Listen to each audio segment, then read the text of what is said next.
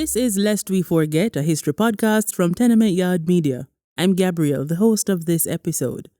To view the sources used and/or recommendations to learn more about the topic, visit our website at tenementyardmedia.com. Episode transcripts are made available 5 days after posting to podcast outlets. This episode is titled The Shooting of Mike Henry. A quick side note, this episode was recorded in 2 sittings, so there might be slight discrepancies in how my voice sounds. On to the show. It's the mid-1970s and political violence is bringing Jamaica to its knees. By the end of 1976, an incident would shock the entire political fraternity when, for the very first time in the island's history, a Jamaican politician was shot as a result of this political violence, forever changing Jamaican society.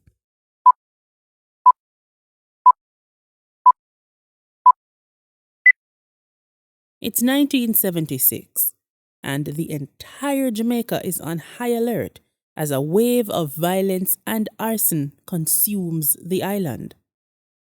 According to a January 6, 1976 article published in the Gleaner titled Guns Blaze Again, quote, "Policemen stood by and marveled at some of the weapons used," end quote, by gangs enacting the violence. By all accounts, law enforcement and security experts during this time attributed the violence largely to members of Jamaica's 2 political parties, the Jamaica Labour Party, JLP, and the People's National Party, PNP. By February, a curfew was imposed in West Kingston as the violence reached a fever pitch. Months later, on May 19, a tenement yard located at 182 to 184 Orange Street was set ablaze. When firefighters showed up to put out the fire, gunmen shot at them, preventing them from doing so. In its wake, 11 people were killed, 8 of whom were children, and over 500 residents were left homeless. Days later, an inquiry was launched into the incident where ultimately the chairman, R.H. Small, was unable to find any political connection to the incident. That did not stop people from seeing it as a political act. As Amanda Saves would write in Elections, Violence and the Democratic Process in Jamaica 1944 to 2007, quote, "Whether politics was the motive for the fire, and whether it was perpetrated by JLP or PNP gangs, there is no doubt it assisted in the construction of narratives of partisan violence." End quote. As history would have it, this is indeed what happened, for after the fire, the violence only intensified. When curfews and increased police patrols seemed ineffective, on June 19, 1976, the PNP-led government declared a state of emergency, the second of its kind in Jamaica's history. 3 days later, on June 22, while in Parliament, the island's Prime Minister Michael Manley stated his reason for the policy. Between 1972 and December 1975, it would be fair to say that the violence that this country suffered fitted into the traditional pattern, albeit on a somewhat wider scale that had been previously experienced. January 1976 marked a new and dangerous trend. Tragically, the events which have taken place since then have added a new dimension to violence, the dimension of urban terrorism, confrontation with the security forces and other agents of the state, and widespread arson.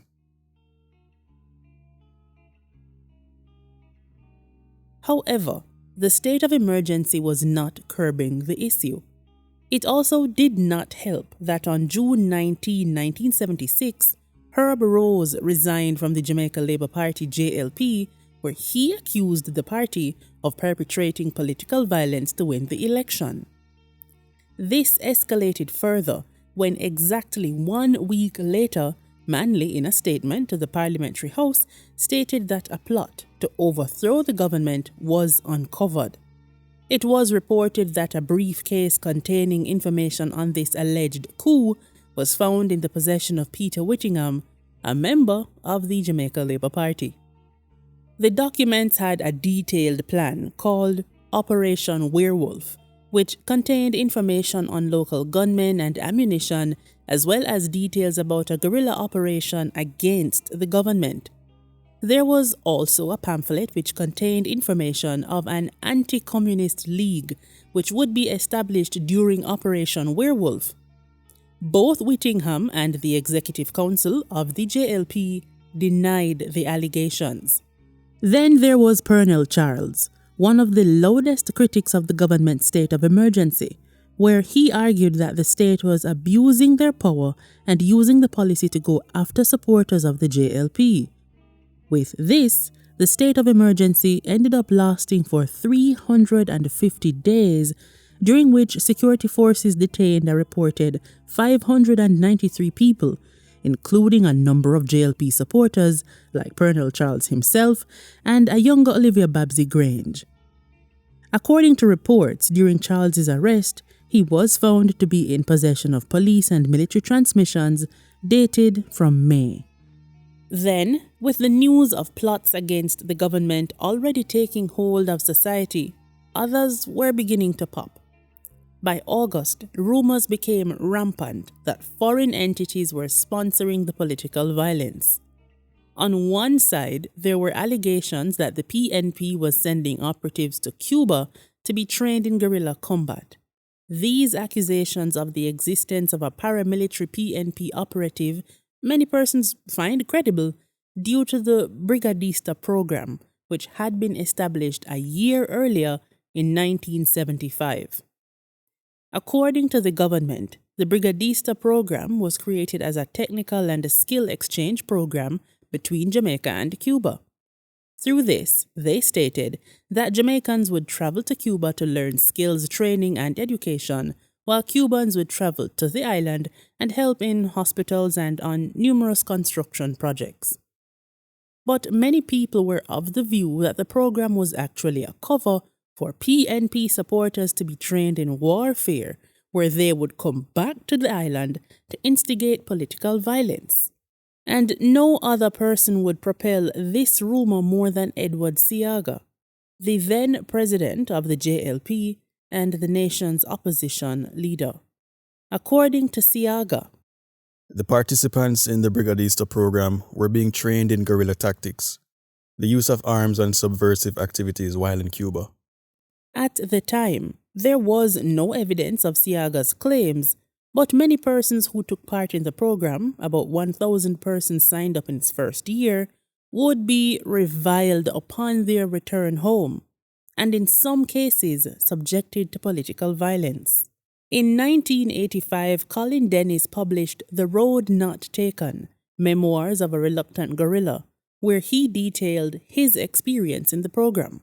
According to Dennis, the program had two parts, one which focused on skills training and education, while the other trained persons in guerrilla warfare, where they were expected to come back to Jamaica and train PNP-aligned persons.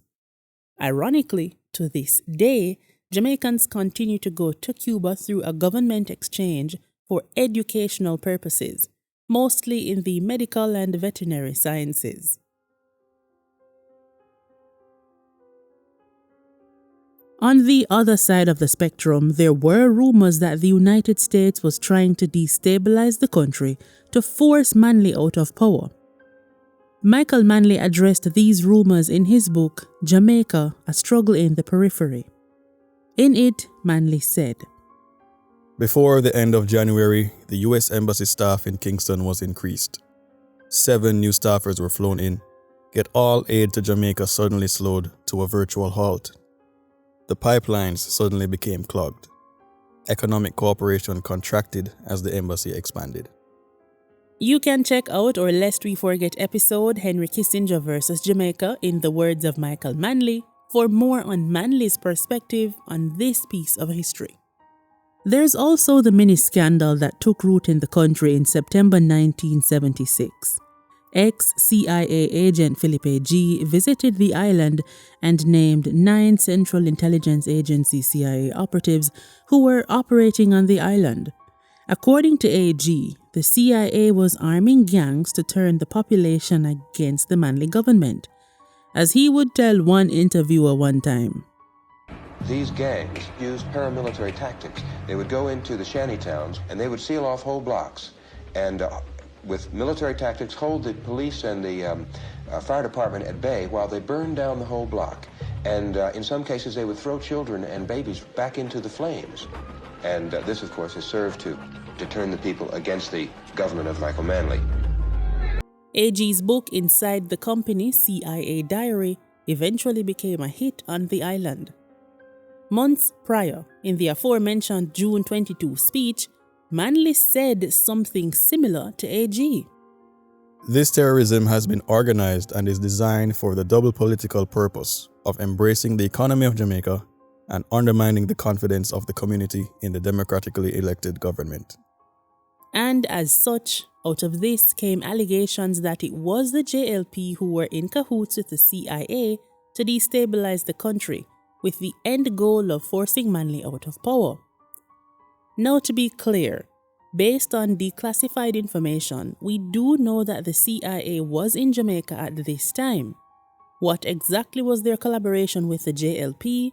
Well, that's a whole other matter, as that information is yet to be declassified for public viewing. But according to the decorated economist Dr. Michael Witter in the 2018 Netflix documentary, Remastered, Who Shot the Sheriff, there is a lot of evidence that the CIA was facilitating the activities of street fighters involved in the JLP. Edward Siaga had been asked multiple times throughout his life about the JLP's relationship with the CIA in the 70s, to which he always stated that he has never interacted with any CIA agent. In his own words, quote, "If the CIA was working, they certainly didn't make us know about it," end quote. Regardless of the opinions and claims of foreign interference on the island, nobody could deny that the violence was getting out of control. It was during this time that reggae superstar Bob Marley decided to step in with a motivation to help curb the situation. In October, discussions were held between Marley and the ruling government to put on a concert that would bring peace and unity nationwide. This concert, called Smile Jamaica, was scheduled for December 5th, 1976. 2 weeks after this meeting, the ruling People's National Party government declared that the island's general election would be held 10 days after this concert. Because of the exploitation of his image, Marley found himself wedged between the island's opposing political factions. As Dr. Witter stated, Made the Smile Jamaica concert appear to be supporting the campaign of the People's National Party. Siaga had similar thoughts, saying in Remastered, Who Shot the Sheriff, Michael Manley used Bob Marley's decision for that concert so that it would assist him to get the votes that he knew he was lacking at the time in order to win the election. So, to counteract whatever goodwill that the PNP might get out of the Bob Marley concert, the JLP started to push back. As Don Taylor, Marley's manager, later recalled, we started getting messages from the opposition. They didn't want it held at Jamaica House, and they didn't want it held here, they didn't want. And then finally, on the Friday, December the 3rd, I got a message saying that they didn't want a concert, period. Because of this tussle, the situation with Marley only made Jamaica even more tense, especially as election day drew near and both parties officially kick-started their campaigns. The PNP ran with the campaign slogan of Heavy Manners, which the late political sociologist Dr. Carl Stone stated in his publication, The 1976 Parliamentary Election in Jamaica, symbolized their popular use of extreme powers to control crime and political disorder. On the other hand, the Jamaica Labour Party JLP utilized the phrase higher up, which Dr. Stone states symbolized its pro-establishment position, largely feeding into its projected image as a pro-US, pro-capitalist party equipped to re-establish fiscal solvency and good, stable public management.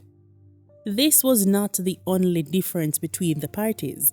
As Dr. Stone wrote, The JLP had, by virtue of its capitalist backing and apparent US-based support, vast sums of money to expend on the campaign. It could therefore afford the very long campaign which it conducted between September 1975 and December 1976. Its business executive leadership saw, not unexpectedly, mass media campaigning as a crucial strategy, and at least $200,000 were spent on this area of the campaign. The PNP, in contrast, had no such vast resource base of cash and spent approximately $1 for every $10 expended by the JLP. The PNP used the resources of the state, vehicles, equipment, staff, money, etc., to mount its campaign. The JLP relied on an action team strategy, whereby a group of top party leaders carried out a blitz in rural areas by spit meeting, motorcades, mass meeting, and village by village meet the people procession.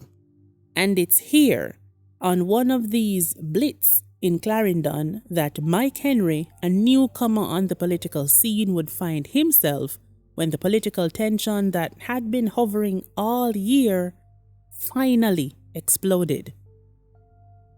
Lester Mike Henry, who in most formal settings goes by his middle and surname, was born in Jamaica in 1935.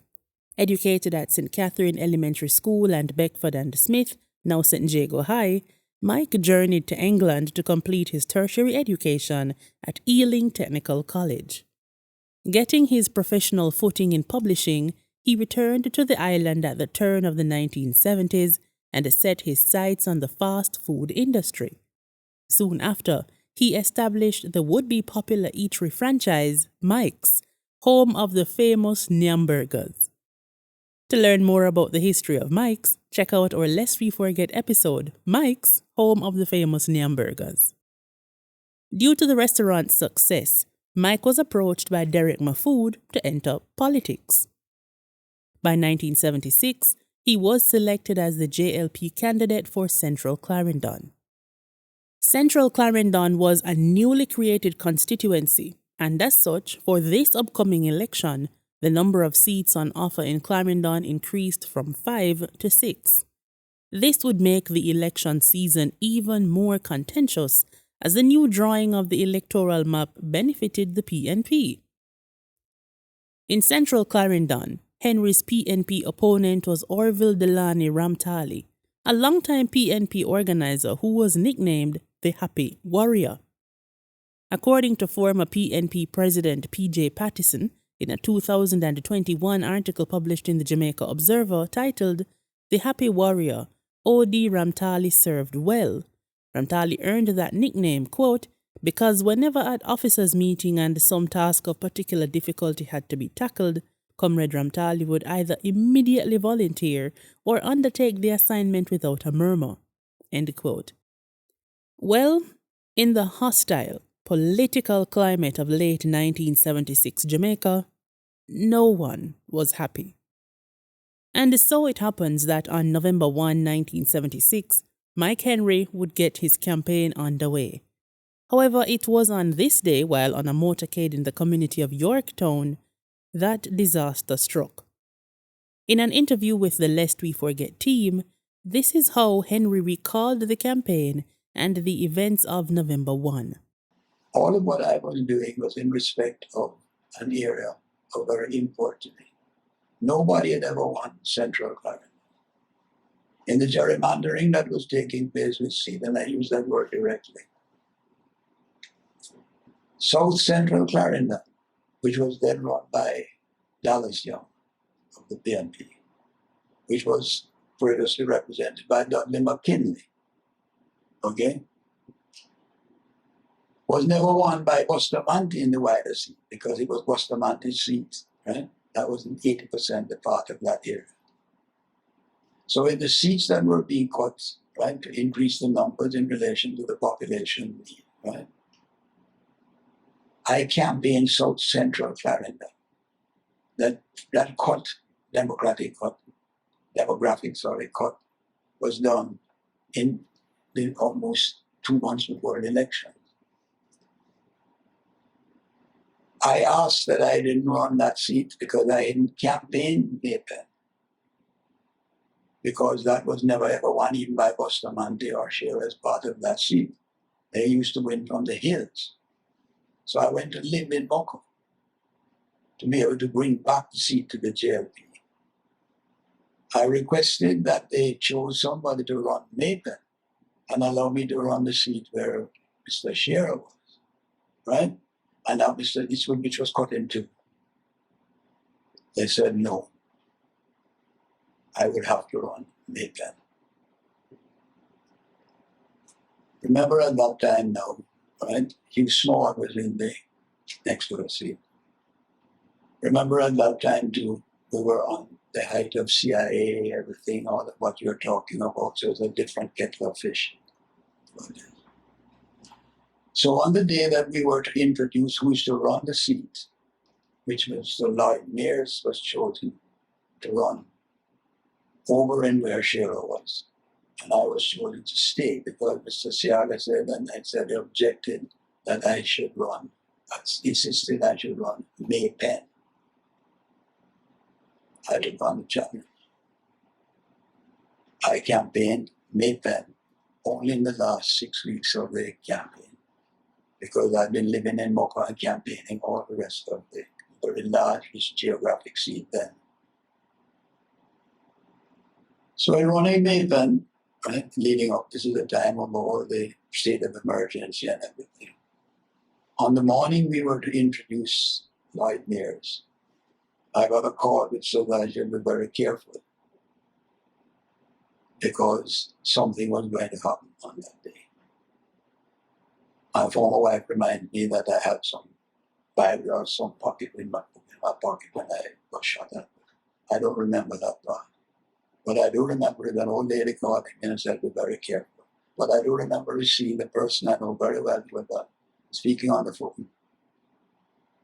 I was asked to be at the lead position for the action team, which I accepted. And in going through Yorktown, there was an uprising of some demonstrations and stoning of the people from across Mr. Williams' yard. I think I came out of my vehicle to walk in there to find out what was really taking place.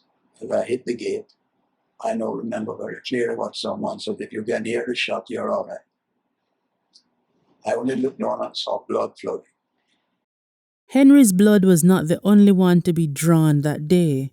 According to one front-page write-up of the incident published in the Gleaner on November 2, at approximately 1 p.m. today, a JLP action team motorcade on tour in the proposed constituency of Southwest Clarendon was attacked by a number of gunmen, resulting in the shooting of 9 people. On reaching the PNP constituency office in Yorktown, Southwest Clarendon, the first unit in the motorcade was met with a hail of stones, bottles, and bullets. Henry was shot in the face, abdomen, and in both his lower legs. Also shot are Councillor Basil Lindsay of the Maypen North Division, who was shot in the neck, legs, and the chest and arm. Kidley Watson, JLP organizer in charge of enumeration, shot in the mouth, right eye, and face. George Wilson of a Denby Crescent address was shot in the head, left side, and right elbow. Keith Higgins of Maypen was shot in the right eye, right shoulder, right hand and thigh, and in the left leg. Canute Wright of Maypen shot in the mouth, forehead, left eye, left hand, chest, and abdomen. Desmond Brown of Yorktown shot in the head and left knee. Desmond Powell shot in the head, face, right thigh. Roy Wright of Maypen shot in the right hand. The injured were rushed to the Maypen Hospital, but because of the absence of an X-ray machine, Mike Henry was rushed to a Kingston hospital.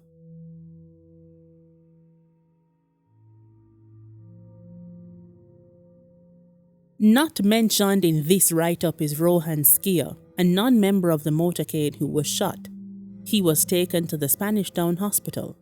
Still, this incident made Mike Henry the first politician to be shot at during a general election campaign in post-independence Jamaican history. In our interview with Henry about the 1976 election, he confirmed that as a result of the shooting, he had over 250 pellets in his body, and the incident also left him with a limp. On his injuries, Henry told us, I'm told by my doctor what saved me is the fact that the bullets bird shooting season was not being held regularly. So the bullets were not penetrative enough. Because to explain what it is, the worst thing that I could think would happen to me ever is to go blind. In the immediate aftermath of the shooting, one report stated that the motorcade was fired on from the premises on which the PNP's constituency office was located.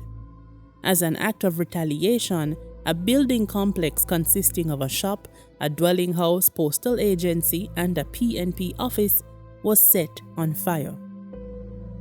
The day after the shooting, the then Minister of National Security, the Honorable Kebli Munn, directed that on that day henceforth, all political motorcades will be restricted to a maximum of 10 vehicles. The minister also directed law enforcement to maintain a strong presence at all political motorcades and other political events. But not even these measures, which, remember, were happening in the middle of a state of emergency, were able to deal with the onslaught of political violence. The shooting of Mike Henry marked a new era of Jamaican politics, and now all gloves were off. Soon after, PNP candidate for St. Catherine Ferdinand Nita was shot and severely wounded in Spanish Town while he was erecting a platform for a campaign meeting. In its aftermath, 8 persons at the area's JLP office were picked up for questioning. Then on December 3, gunmen blasted their way through Bob Marley's home at 56 Hope Road. In the aftermath of this assassination attempt on the reggae star's life, Marley, his wife Rita, and manager Don Taylor were injured in the attack. Despite the shooting and his injuries, Marley showed up and performed at the Smile Jamaica concert on December 5. Immediately after, he went into a self-imposed exile from Jamaica and relocated to England. Soon after, the JLP reported that one of their members, Colin Williamson, the party's candidate for St. Andrew Western, was attacked by a mob on December 13. According to the party, Williamson had to seek safety in a nearby police station, but his car was shot at and then set on fire, while one of his associates was injured after being attacked with a machete. In the middle of all of this, Bustamante Industrial Trade Union BITU organizer Alexander Vincent was killed at his home in Clarendon. About a week before the election, in a statement to the press, Edward Siaga stated that a gas bomb was thrown into the Moko home of Mike Henry. At the same time, 2 prominent leaders within the People's National Party, D.K. Duncan and Hugh Small, were shot at. In the aftermath of these events on Monday, December 13, 2 days before the election, all public meetings and marches were banned throughout the island under the Public Order Act. According to the Gleaner, quote, a statement by the competent authorities under the emergency regulations, Basil Robinson and Brigadier Rudolph Green, said the ban follows escalating political violence, end quote. This order followed the already announced policy, quote, that all processions, motorcades, as well as political walks in which more than 5 persons accompany candidates on house-to-house canvassing, end quote, were banned. Yet, both political parties would use the escalating political violence as part of their campaign marketing. For the PNP, one ad published in the Gleaner on December 10, 1976, said the following: who stands to gain from violence?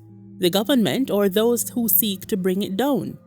For example, when Trenchtown was set on fire during the presence of the world press earlier this year, who stood to gain? When oil was poured on the roads to create havoc after the Sam Sharp rally, who stood to gain? When 19 policemen were brutally killed in the period between January and June this year, who stood to gain? When Orange Lane was burnt out, which could make the people lose faith in the present government, Who stood to gain? When the tourist industry was ruined by spreading false rumors abroad, who stood to gain? When Bob Marley, well known for his songs against imperialism, was attacked on the eve of his free public concert for all Jamaicans, who stood to gain? When supporters were shot up and one killed in Yorktown on the eve of a major function to pay tribute to the Prime Minister for his 25 years of service to the workers of Jamaica, who stood to gain? To thine own self be true. Vote early. Vote PNP. The shouty capitals are implied. This being published in the Gleaner was ironic, seeing as throughout the campaign, the newspaper openly campaigned on behalf of the JLP. Nevertheless, on the Jamaica Labour Party's end, one of their adverts published in the Gleaner on December 14, 1976 read, "Who are the violent ones? Earl Woodburn abducted by PNP car in southwest St. Andrew. Friday, apparently tortured, then stabbed to death.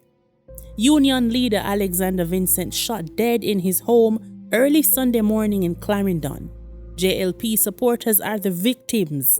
Who are the attackers? Vote JLP."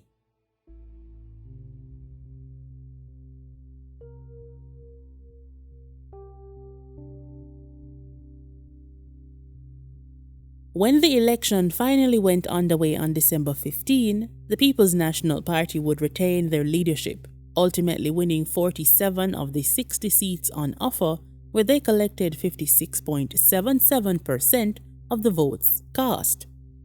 Even though there was relatively little violence on the day, the election was clouded in controversy. According to reports, a number of ballot boxes were stolen or tampered with. Then there was the issue of overvoting, where the constituencies flagged by the Chief Electoral Officer were West Kingston, retained for the JLP candidate Edward Siaga; South St. Andrew, retained by PNP candidate Anthony Spalding; and Southwest St. Andrew, which was flipped by PNP first-time candidate Portia Simpson Miller.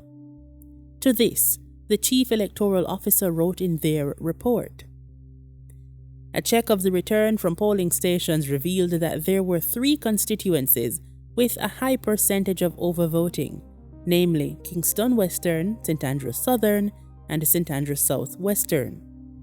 I deeply regret this most unfortunate occurrence and sincerely hope that the Electoral Office continues to receive the full cooperation of the public, the politicians, and the security as we strive to put an end once and for all to overvoting or any other breach of the Representation of the People's Act in all future elections." Most importantly, for this episode, Mike Henry was not one of the victors that night. He lost his race to Ramtali, who gained 5,545 votes to Henry's 4,661. Henry expressed to us that regardless of the result, he never gave up on his goal to be a member of Parliament. As he told us, "It's part of my nature not to accept defeat. Okay? And if you are defeated, you must rise again and fight back." 4 years later, he went up against Ramtali once more, and this time it was Mike who was victorious. He would remain as Member of Parliament, MP for Clarendon Central, until his retirement from representational politics in 2024. This makes him the longest-serving Member of Parliament in Jamaican history. One would not know that this would be the future of Henry's political career when the sun set on election night, 1976. But what everyone did know was that this wouldn't be the end of the island's political violence. 4 years later, during the infamous election of 1980, Roy McGann became the first politician to be murdered as a result of political warfare. But his death and the other events of 1980 all go back to that fateful day on November 1, 1976, when Mike Henry was shot, thus marking a turning point in Jamaica's political history. Thanks for listening to Lest We Forget, a history podcast from Tenement Yard Media. To view sources and recommendations to learn more about this and other topics, visit our website at tenementyardmedia.com. Episode transcripts are made available 5 days after posting to podcast outlets. Find us on social media at tenementyard_ on X, formerly Twitter, Instagram, YouTube, TikTok, and Blue Sky to view additional posts on this and other topics. A quick note before I go, your support keeps the show going. For as little as $1 monthly on our Patreon, patreon.com/tenementyardmedia, you can become a tenant and support our work of educating more people about Caribbean history. That's patreon.com/tenementyardmedia to pledge your monthly support, or tenementyardmedia.com to make a one-time donation of your choice. The best way to support us, though, is by listening and sharing, and if you're here, you've already done that, so thank you. Until next time, I'm Gabrielle. Walk good.